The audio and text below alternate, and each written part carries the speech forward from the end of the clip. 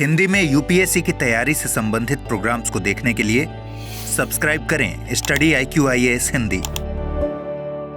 Hello दोस्तों, study IQ IAS Hindi पे आप सबका स्वागत है। और प्रश्न उत्तर सीरीज का जो अगला क्वेश्चन आप लोगों के सामने है, हम लोगों ने अभी तक प्रस्तावना के क्वेश्चन, बेसिक स्ट्रक्चर के क्वेश्चन, संविधान संशोधन की प्रोसेस के ऊपर क्वेश्चन, इसके अलावा जो भारत के संविधान के स्रोत हैं उनसे रिलेटेड काफी सारे क्वेश्चन डील किए हैं।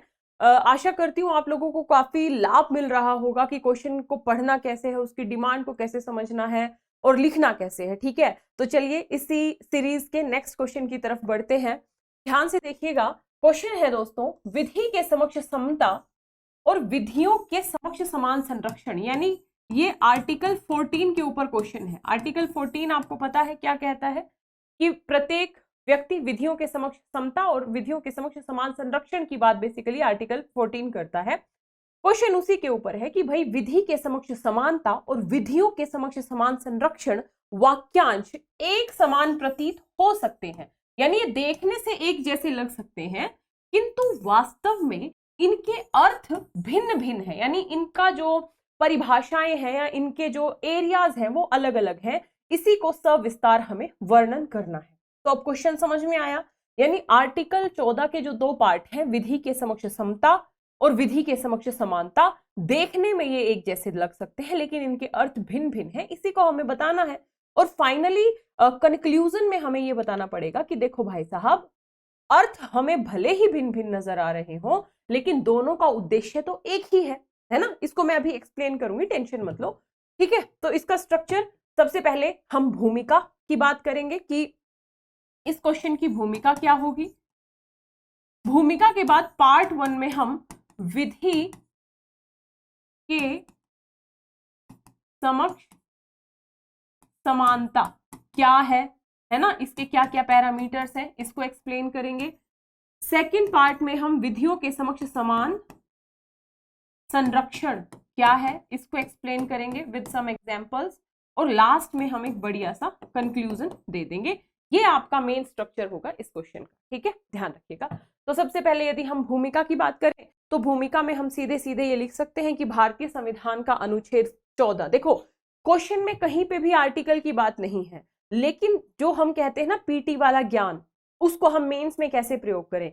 यदि आपने इस आंसर में आर्टिकल 14 का जिक्र नहीं किया, भले ही आपको कितना भी पता हो, एग्जामिनर को वो बात अच्छी नहीं लगेगी। ठीक है, तो इसलिए भूमिका में ही हमें बताना पड़ेगा कि भारतीय संविधान का अनुच्छेद 14 राज्य को यह अधिदेशित करता है कि वह भारत क्षेत्र के भीतर किसी भी व्यक्ति को, चाहे वो नागरिक हो अथवा विदेशी हो, विधि के समक्ष समता या विधि के समक्ष समान संरक्षण से वंचित नहीं करेगा। यहां पे आपके पीटी के ज्ञान का एक और बात लागू हो रही है। कौन सी, सोचो एक बार। वो बात यह है कि क्वेश्चन बार बार बनता है ना कि कौन से फंडामेंटल राइट केवल भारतीयों पे लागू होते हैं, तो 15, 16, 19, 29, 30, यानी आर्टिकल 14 नागरिकों पे भी लागू होगा और विदेशियों पे भी लागू होगा, है ना। तो यहीं पे आपने बिल्कुल क्रक्स लाइन में ये बता दिया कि भाई आर्टिकल 14 भारत क्षेत्र के भीतर कोई भी व्यक्ति, चाहे वो नागरिक हो या विदेशी हो, राज्य प्रत्येक व्यक्ति के साथ जो है विधि के समक्ष समानता और विधि के समक्ष समान संरक्षण की व्यवस्था करने का प्रयास करेगा। ये जो दोनों संकल्पनाएं हैं, कहीं ना कहीं व्यक्ति की परिस्थिति, अवसर, न्याय की समानता स्थापित करके सभी व्यक्तियों के समानता के अधिकार का संरक्षण करती हैं, प्रत्येक व्यक्ति के समानता के अधिकार का संरक्षण करती हैं और उसे प्रोत्साहन प्रदान करने का उद्देश्य रखती हैं।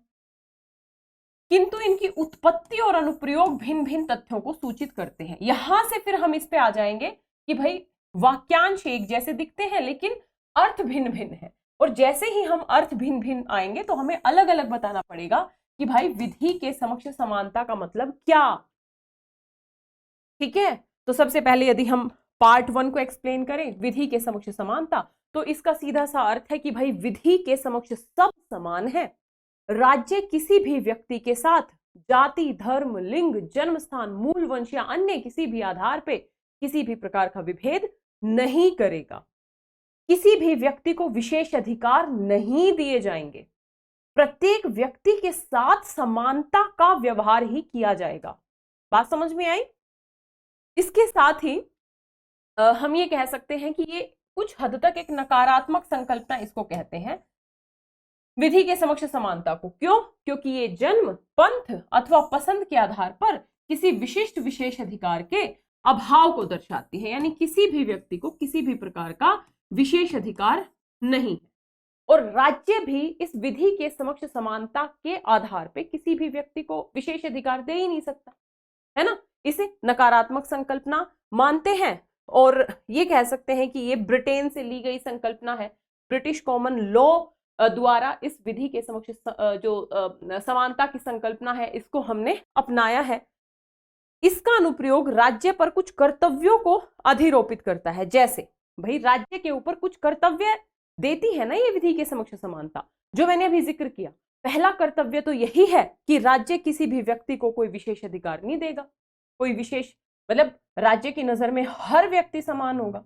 इसके साथ ही दूसरा कर्तव्य राज्य पे ये सुनिश्चित करती है ये अवधारणा कि साधारण विधि न्यायालयों के द्वारा प्रशासित साधारण विधि के तहत सभी व्यक्तियों के साथ समान व्यवहार किया जाएगा, यानी जो विधि होगी ये भी सबके लिए समान होगी। इसका मतलब ये नहीं है कि अंबानी अगर किसी व्यक्ति का मर्डर करते हैं, मुकेश अंबानी, और एक रिक्शे वाला यदि मर्डर करता है तो दोनों की सजा अलग अलग होगी, अलग अलग नहीं होगी। क्यों? क्योंकि विधि के समक्ष समानता का सिद्धांत लागू है, दोनों पे समान विधियां लागू होंगी। ठीक है, तो ये राज्य को कुछ कर्तव्य हैं दिए गए हैं और विधि ही सर्वोच्च पदाधिकारी है, यानी विधि से ऊपर कुछ भी नहीं।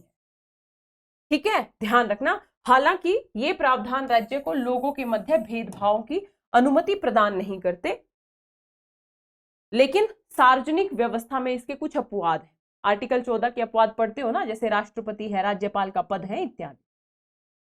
मतलब 5-6 विशेषताएं आपको पता होनी चाहिए विधि के समक्ष समानता की कि भाई ब्रिटेन से लिया है, नकारात्मक है, इसका अर्थ क्या है, इसके तहत राज्य के कर्तव्य क्या हैं, विधि सर्वोपरि होगी, है ना, विशेष अधिकार नहीं होंगे, ये सारी बातें हो गई।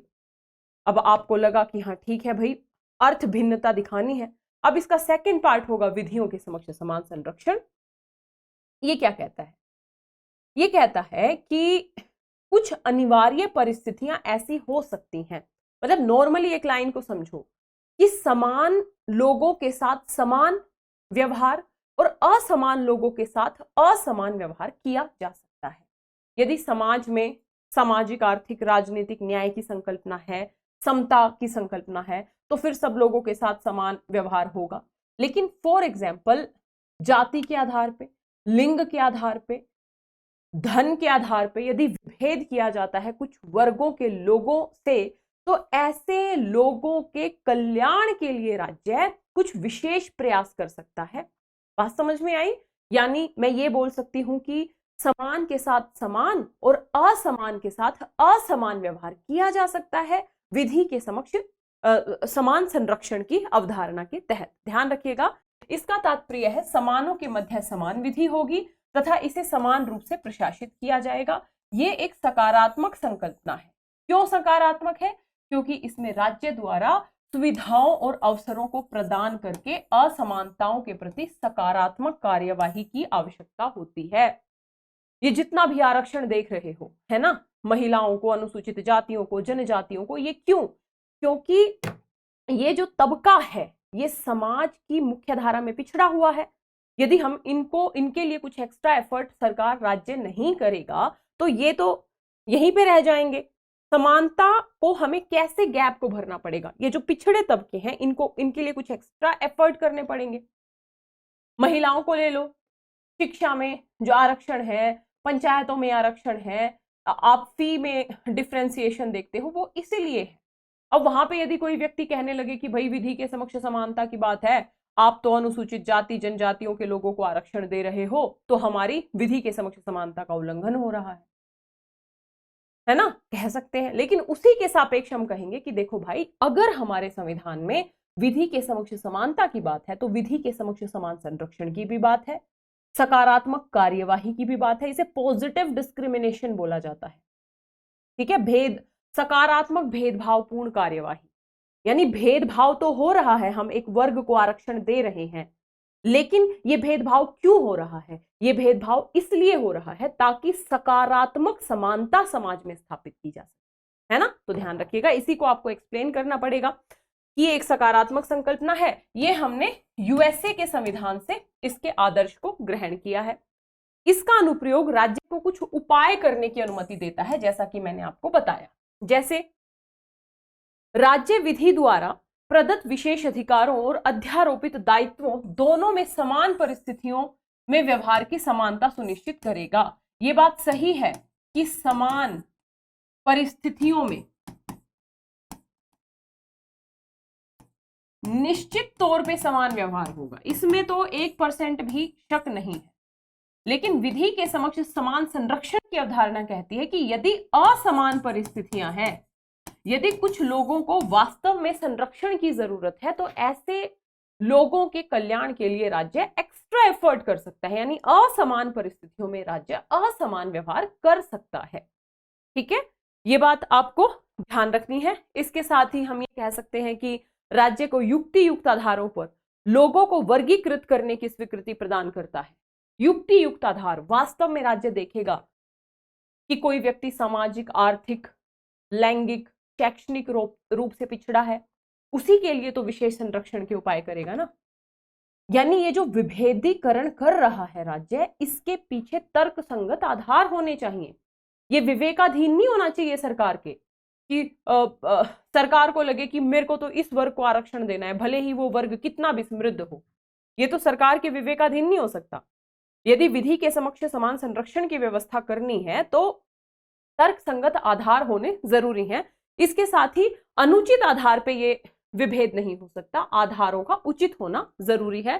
जैसे उदाहरण की यदि मैं बात करूं, लोगों की सामाजिक आर्थिक स्थिति और शैक्षणिक पिछड़ेपन के आधार पे ही वर्गीकृत किया जा सकता है। वास्तव में यदि लोगों की सामाजिक आर्थिक स्थिति पिछड़ी है, शैक्षणिक दर्जा पिछड़ा है, ऐसे ही लोगों के लिए विधि के समक्ष समान संरक्षण की अवधारणा को लागू किया जा सकता है, अन्यथा नहीं। ठीक है, जैसे समता के अधिकार इंदिरा साहनीवाद में संविधान की एक मूल विशेषता के रूप में बेसिकली समानता का अधिकार सामने आया। इंदिरा साहनीवाद में समानता के अधिकार की बात की गई थी और ये कहा था कि अगर डेमोक्रेसी को वास्तव में संचालित करना है बेहतरीन तरीके से, तो फिर समानता का अधिकार एक आधार तय करेगा। ठीक है, और समानता का अधिकार लागू करने के लिए विधि के समक्ष समानता तो है ही, जबकि विधि के समक्ष समान संरक्षण भी समानता लागू करने का ही एक प्रयास है। भाई आप इसको एक मैप के माध्यम से समझो ना। ये एक तबका है जिसके पास सारे संसाधन है, शिक्षा बेहतर है, सामाजिक दर्जा बेहतर है, आर्थिक व्यवस्था बेहतर है। ये एक वर्ग है, सामाजिक दर्जा बेहतर नहीं है, जाति आधार पे शैक्षणिक दर्जा बेहतर नहीं है, आर्थिक दर्जा बेहतर नहीं है। तो ऐसे समाज में क्या समानता स्थापित हो पाएगी? नहीं हो पाएगी ना। अब इस समानता को स्थापित करने के लिए राज्य को क्या करना पड़ेगा? इस वर्ग के लिए एक्स्ट्रा एफर्ट करने पड़ेंगे ना, अतिरिक्त प्रयास करने पड़ेंगे, तभी तो ये तबका धीरे धीरे इनके इक्विवेलेंट आएगा। बात समझ में आई बच्चे? इसलिए इस क्वेश्चन का जो आंसर है वो हम इस तरीके से लिख सकते हैं कि देखो भाई, विधि के समक्ष समानता और विधि के समक्ष समान संरक्षण का अर्थ भले ही भिन्न भिन्न है, अर्थ तो भिन्न भिन्न है, मैंने अर्थ बता दिए कैसे ये भिन्न है, कैसे ये भिन्न है, लेकिन इन दोनों का उद्देश्य एक ही है और इन दोनों का उद्देश्य है समाज में समानता की स्थापना करना, समाज में जो विभेद हो रहे हैं अलग अलग आधारों पे उनको समाप्त करना और प्रत्येक वर्ग को समाज की मुख्य धारा में शामिल करना, है ना। तो एक बेहतर कंक्लूजन हो जाएगा। ठीक है, तो बिल्कुल सिंपल सा क्वेश्चन था। क्वेश्चन एक बार फिर से देखो, अब आपको समझ में आएगा। विधि के समक्ष समता और विधि के समक्ष समान संरक्षण देखने में एक जैसे दिखते हैं, किंतु वास्तव में उनके अर्थ भिन्न भिन्न हैं। ये आपने अलग अलग एक्सप्लेन कर दिया और एक बेहतर कंक्लूजन लिख दिया कि अर्थ भिन्न भिन्न दिखते हैं लेकिन उद्देश्य दोनों का एक ही है। ठीक है, ध्यान रखिएगा, बहुत ही बेहतरीन क्वेश्चन है, सीधा सीधा पूछा जा सकता है। इसमें आप कुछ डायग्राम्स का, आर्टिकल, मैंने आर्टिकल 14 का यूज कर दिया, इंदिरा साहनीवाद का प्रयोग कर लिया, कुछ अपवादों का आप जिक्र कर सकते हो, तो आपका आंसर बहुत ही बेहतरीन माना जाएगा। आशा करती हूँ आपको ये क्लास अच्छी लगी होगी। यदि क्लास अच्छी लगी है तो वीडियो को लाइक करें, जितना ज्यादा शेयर कर सकते हैं उतना ज्यादा शेयर करें। चैनल पे यदि नए हैं तो सब्सक्राइब करें और कमेंट जरूर करें, ध्यान रखिएगा। इसके साथ ही मैं आप लोगों को बता दूं 11 अगस्त से नया P2I बैच शुरू होने जा रहा है। अगर आप 13 से 14 महीने में अपनी पूरी प्रिपरेशन को कंप्लीट करना चाहते हैं with answer writing, with test series, तो आप इस बैच से निश्चित तौर पे जुड़ सकते हैं। ध्यान रखिएगा, यदि एडमिशन लेना है तो स्टडी IQ की ऐप या वेबसाइट पे जाना है, या इस वीडियो के डिस्क्रिप्शन बॉक्स में लिंक दिया होगा, वहां पे जाके आप एडमिशन ले सकते हैं। एडमिशन लेने से पहले आपको कोड यूज करना होगा LD Live, LDLIVE। LD Live code के साथ ये कंप्लीट P2I बैच आपको मात्र 29,999 में मिल जाएगा। 2 साल की वैलिडिटी होती है, यानी 2 साल तक आप कितनी भी बार क्लासेस सुन सकते हैं, देख सकते हैं। मेरे ख्याल से अगर अफोर्ड कर सकते हो तो निश्चित तौर पे इस प्रकार के बैचेस से जुड़ना जरूरी होता है, ताकि एक रिदम आए, एक अनुशासन बने। अगर एडमिशन लेना है, कोड यूज करना है LD Live। इन क्लासेस की सारी PDF आपको Lalita Dahiya academy Telegram channel पे मिल जाएंगे। इसके अलावा मेरी सारी क्लासेस के लिंक, टाइमिंग, नोटिफिकेशन सब यही मिलेगा। आप मुझे फेसबुक पेज और इंस्टाग्राम पे भी फॉलो कर सकते हैं, ठीक है। एक बार क्या करना, ये जो क्वेश्चन है ना, इसको एक बार अपने से अब लिखने का प्रयास करना।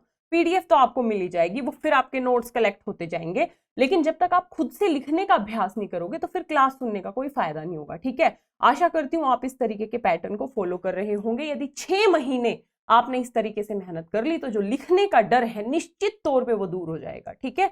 तो मिलेंगे कल की क्लास में, तब तक के लिए जय हिंद, जय Bharat, all the best. Hindi में UPSC की तैयारी से संबंधित प्रोग्राम्स को देखने के लिए सब्सक्राइब करें स्टडी IQ IAS हिंदी।